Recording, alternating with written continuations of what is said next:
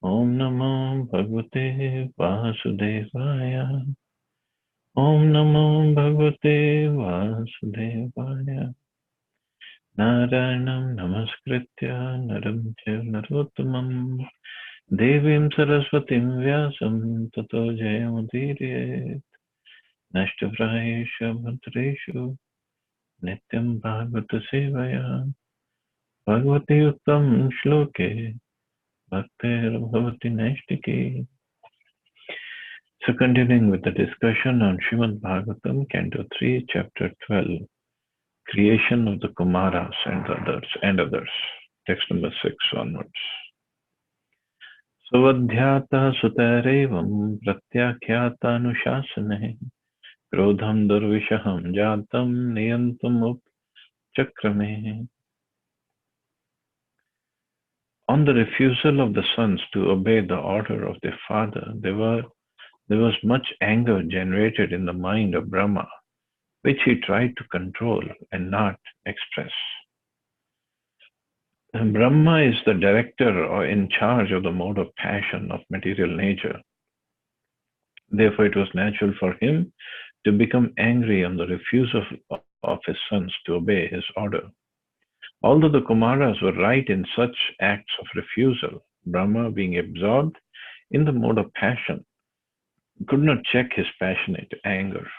He did not express it, however, because he knew that his sons were far enlightened in spiritual advancement, and thus he should not express his anger before them.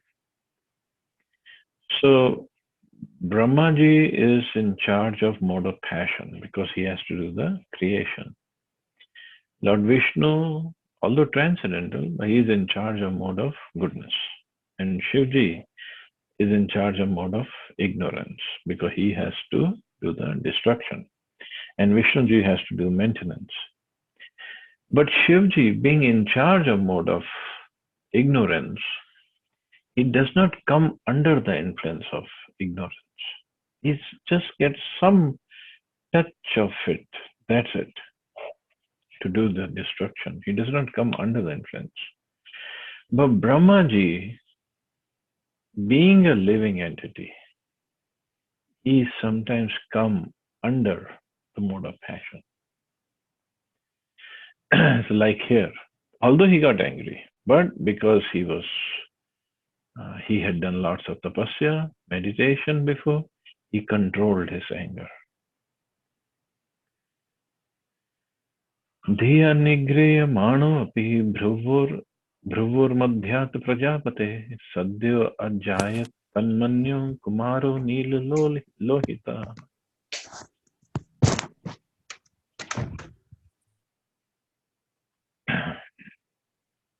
Although he tried to curb his anger, it came out from between his eyebrows, and a child mixed blue and red was immediately generated.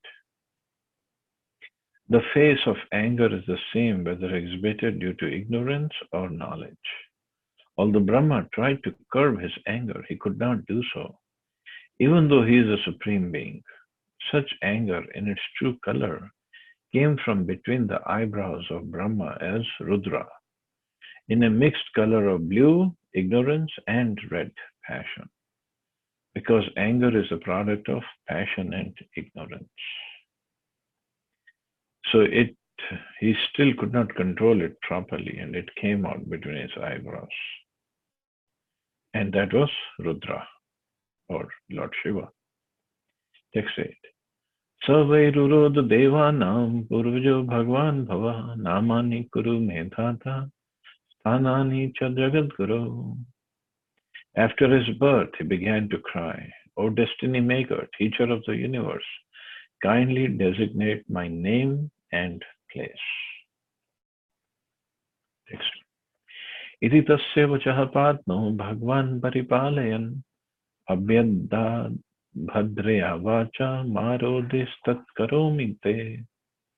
The all-powerful Brahma, who was born from the lotus flower, pacified the boy with gentle words, accepting his request and said, Do not cry. I shall certainly do as you desire. So the boy asked his name and his place.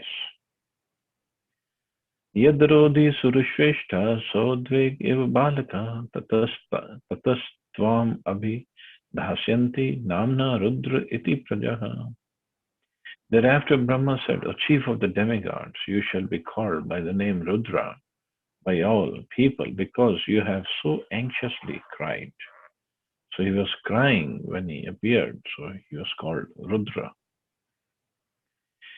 Hridi Indriyanya Survyoma Vayur Agnir Jalam Mahi Surya Chandra Tapascheva Sthananyagre Kritani Te. My dear boy, I have already selected the following places for your residence: the heart, the senses, the air of life, the sky, the air, the fire, the water, the earth, the sun, the moon, and posterity. So these are, I think, 11 places. 1, 2, 3, 4, 5, 6, 7, 8, 9, 10, 11. Yeah, 11 places. So that's why 11 Rudras are there. The creation of Rudra from between the eyebrows of Brahma as a result of his anger, generated from the mode of passion partly touched by ignorance, is very significant. In Bhagavad Gita 337, the principle of Rudra is described. Krodha, anger, is a product of Kama, Krodhat Bhakti Sammoha, which is a result of the mode of passion. When lust and hankering are unsatisfied, the element of Krodha appears, which is a formidable enemy of the conditioned soul. This most sinful and inimical passion is represented as Ahankar, or the false egocentric attitude of thinking oneself to be all in all. Such an egocentric attitude on the part of the conditioned soul, who is completely under the control of material nature, is described in Bhagavad Gita as foolish. The egocentric attitude is a manifestation of the Rudra principle in the heart, wherein Krodha, anger, is generated. This anger develops in the heart and is further manifested through various senses like the eyes, hands, and legs. When a man is angry, he expresses such anger with red hot eyes and sometimes makes a display of clenching his fists or kicking his legs. This exhibition of the Rudra principle is the proof of Rudra's presence in such places. When a man is angry, he breathes very rapidly, and thus Rudra is represented in the air of life or in the activities of breathing. When the sky is overcast with dense clouds and roars in anger, and when the wind blows very fiercely, the Rudra principle is manifested. And so also when the sea water is infuriated by the wind, it appears in a gloomy feature of Rudra, which is very fearful to the common men. When fire is ablaze, we can also experience that presence of Rudra, and when there is an inundation over the earth, we can understand that this is also the representation of Rudra. There are many earthly creatures who constantly represent the Rudra element. The snake, tiger, and lion are always representations of Rudra. Sometimes, because of the extreme heat of the sun, there are cases of heat stroke. And due to the extreme coldness created by the moon, there are cases of collapse. There are many sages empowered with the influence of austerity, and many yogis, philosophers, and renouncers who sometimes exhibit their required power under the influence of the Rudra principle of anger and passion. The great yogi Durvasa, under the influence of this Rudra principle, picked a quarrel with Maharaj Ambarish, and a Brahmin boy exhibited the Rudra principle by cursing the great king Parikshit. When the Rudra principle is exhibited by persons who are not engaged in the devotion service of the Supreme Personality of Godhead, the angry person falls down from the peak of his improved position. The most lamentable fall down of the impersonalist is due to his false and unreasonable claim of being one with the Supreme. So this is the Rudra principle. Means wherever we see anger and to follow by destruction, so that is the principle of Rudra.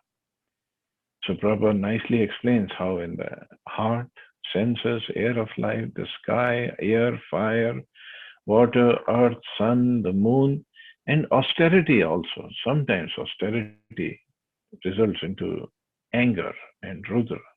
Means it makes people more egocentric. They think they're better than others and then they become angry, can become angry. Just like Durvasa Rishi. Of course, Durvasa ji is incarnate or expansion of Shivji. So he has his specific roles, but he displays this anger. So these are all the places where Rudra resides. So 11 Rudras are there. Manyur Manur Mahinaso Mahanchivritadvajaha Ugra Reta Bhava Kalu Vamadevu Dhritvritaha.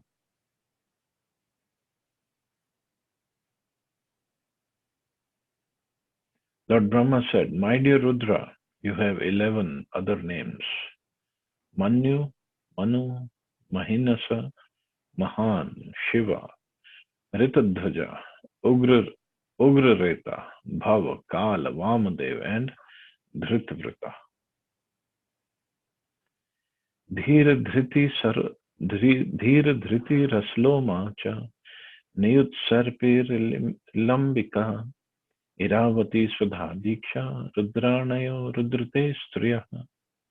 O Rudra, you also have 11 wives called the Rudranis, and they are known as Dhi, Dhriti, Rasala, Uma, Niyut, Sarpi, Ila, Ambika, Iravati, Swadha, and Diksha. Grihanetani namani sthanani cha sayoshnaha evhi srij praja bahvi prajanamasi yat patihi. My dear boy, now you may now accept all the names and places designated for you and your different wives. And since you are now one of the masters of the living entities, you may increase the population on a larger scale.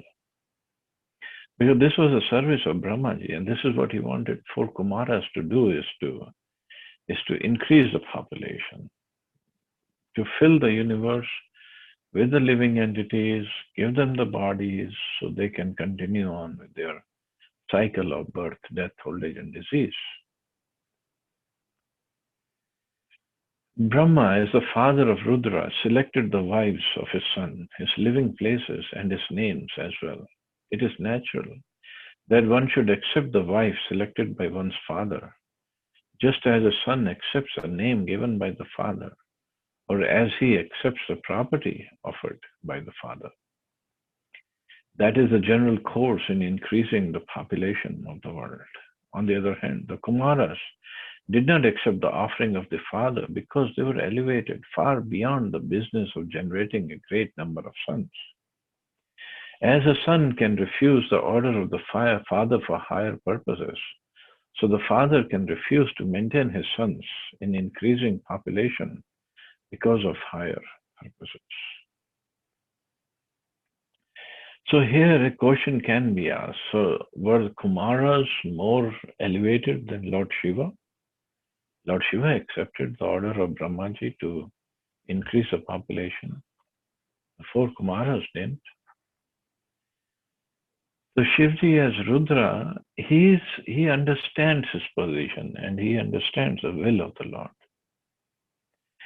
Four Kumaras also understand the will of the Lord. So they both are right in their own way. None of them is wrong. And it's not like one is better than the other. They both are serving the Supreme Lord. Even Brahmaji is serving the Supreme Lord. So everything is happening under the full control of the Supreme Lord. Text 15. And they all three of them, Kumara, Brahmaji, and Shivji, they all are the founder acharyas of respective Vaishnava Sampradaya. All three of them. So none of them is wrong. इत्यादिष्टः स्वगुरुणा भगवान् नीललोहितः सत्त्वाकृते स्वभावेन ससर्जात्मसमः प्रजः. The most powerful Rudra, whose bodily color was blue mixed with red, created many offsprings exactly resembling him in features, strength, and furious nature. Rudranam Rudrasrishtanam Samantadgrasatam Jagat Nishamya Sankhyashos Yuthan Prajapatir Ashankata. The sons and grandsons generated by Rudra were unlimited in number, and when they assembled together, they attempted to devour the entire universe. When Brahma, the father of the living entities, saw this, he became afraid of the situation. So it happened so fast when Rudra generated his sons, and they became grandsons also, the sons and grandsons. And the kind of population these Rudras were generating, they were ready to devour the whole universe. The generations of Rudra, the incarnation of anger, were so dangerous to the maintenance of universal affairs that even Brahma, the father of the living entities, became afraid of them. The so-called devotees or followers of Rudra are also a menace. They're sometimes dangerous, even to Rudra himself. Descendants of Rudra sometimes make plans to kill Rudra by the grace of Rudra. That is the nature of his devotees or his followers. Just like Bhasmasur, Vikrayasur, there's so many asuras. They even try to kill Shiva or Rudra himself. Alam Prajabhi Srishti Surottama Maya Sahadhantebhir Dashash Chakshur Bhir Ulbana. Brahma said Rudra. Brahma told Rudra, O best among the demigods, there is no need for you to generate living entities of this nature. They have begun to devastate everything on all sides with the fiery flames from their eyes, and they have even attacked me.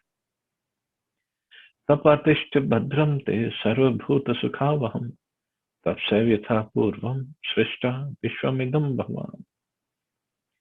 My dear son, you had better situate yourself in penance, which is auspicious for all living entities, and which will bring all benedictions upon you. By penance only shall you be able to create the universe as it was before. In the creation, maintenance, and dissolution of the cosmic manifestation, the three deities, Brahma, Vishnu, and Maheshwara, or Shiva, are respectively in charge. Rudra was advised not to destroy while the period of creation and maintenance was going on, but to situate himself in penance and wait for the time of dissolution when his services would be called for.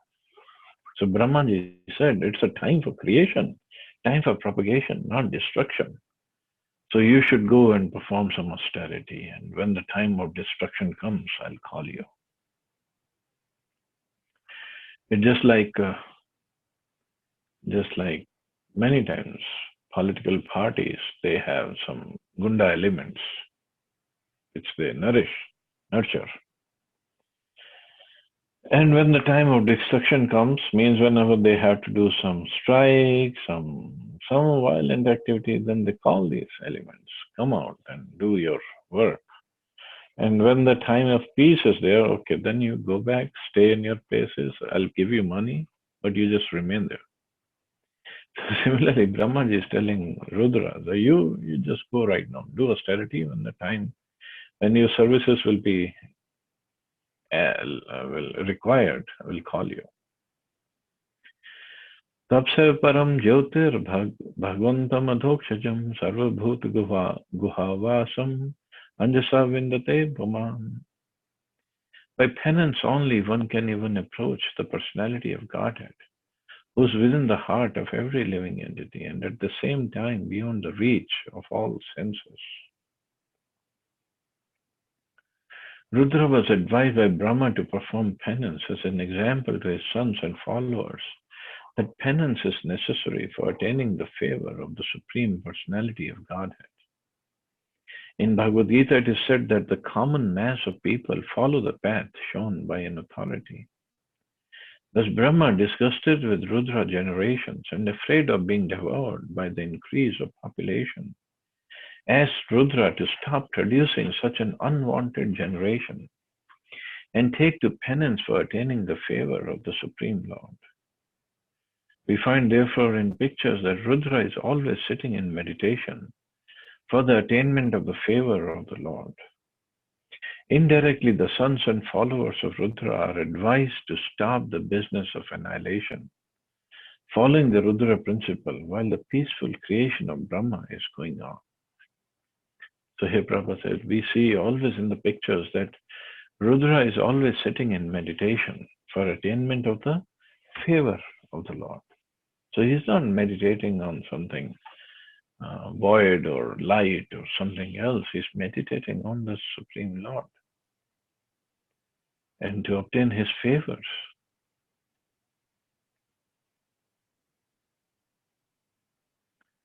Text 20. Maitre vacha evam atma bhavadishta parikramya giram patim balam iti uma mantraya vivesh tapsevanam. Sri Maitreya said, thus Rudra, having been ordered by Brahma, circumambulated his father, the master of the Vedas. Addressing him with words of assent, he entered the forest to perform austere penances. See, Rudra, so far, Rudra and his followers, they were doing all the destruction. But as soon as Brahmaji told him to perform penance, stop this destruction, he did right away. Means he was not in the or under the control of mode of ignorance. He was completely beyond it. So as soon as he heard Brahmaji ordering him, he just circumambulated and left for forest to perform penances. Athabhidhyayatah sargam dashputra prajagire bhagvat shakti yuktasya lokasantana hetvaha.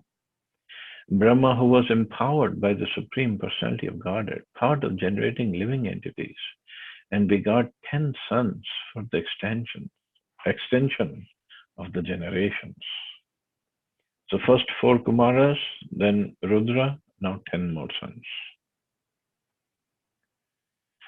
Marichir Treya Angiraso Pulastya Pulaha Krituhu Bhrigur Vasishto Dakshascha Dashamastattra Naradaha. Marichi, Atri, Angira, Pulastya, Pulaha, Kritu, Bhrigu, Vashishta, Daksha, and the 10th son Narad were thus born. The whole process of the creation, maintenance, and dissolution of the cosmic manifestation is meant to give the conditioned souls a chance to go back home, back to Godhead.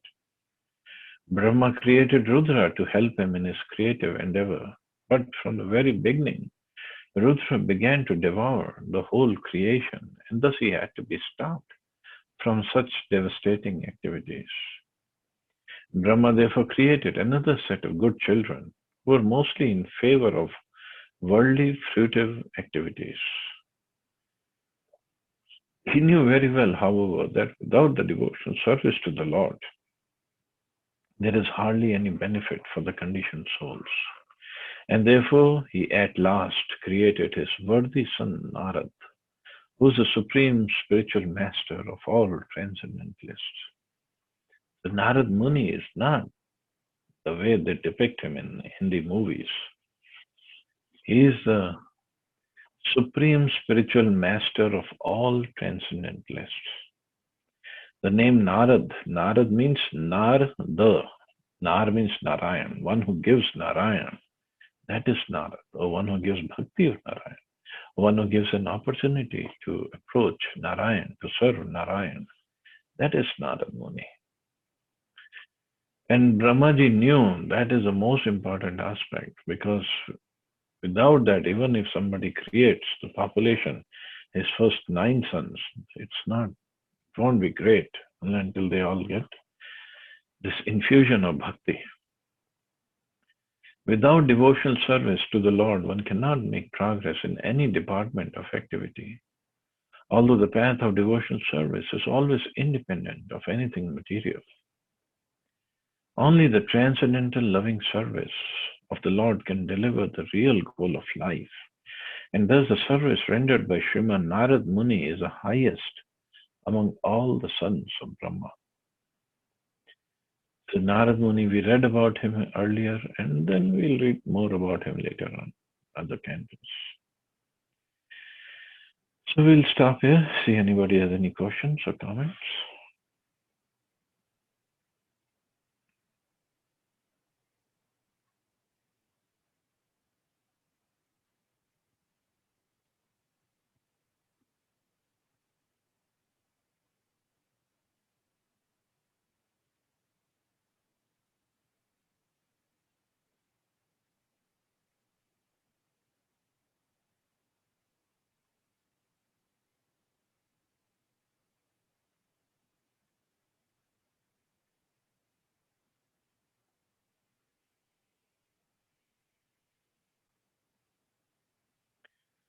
Okay, so you all have a wonderful day. Hare Krishna. Jai Srila Prabhupada. Hare Krishna, Jai Shri. Thank you, Prabhuji. Jai Shila Prabhupada. Hare Krishna.